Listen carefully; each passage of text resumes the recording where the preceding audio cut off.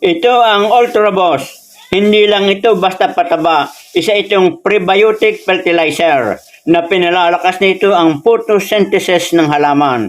Pinatitibay ang mga ugat, pinalulusog ang mga halaman at pinagaganda ang kalidad ng lupa. Kaya naman masdan ninyo, bunggang-bungga ang bulaklak ng dwarfs, Ixora o Santa Ana, maging ang Dunya Aurora at bridal shower plants ay namuklak na din ng maagap, pati Cadena de Amor. Ang mainam at tamang oras ng pag-spray ng Ultraboost Prebiotic Fertilizer ay sa umaga 5 a.m. to 9 a.m.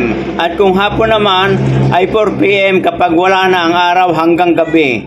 Kung gusto nyo na maging masagana ang inyong ani, subukan nyo ang Ultraboost Prebiotic Fertilizer. Ang paggamit nito ay 10 ml sa 1 litrong tubig at mababasa din naman nyo sa box. At sa mga prutas, gulay o kahit fruit-bearing trees, pinatitibay ang tangkay, pinabibigat ang timbang, makinis ang balat, at pinatatamis ang lasa. Subukan nyo ang Ultraboost Prebiotic Fertilizer.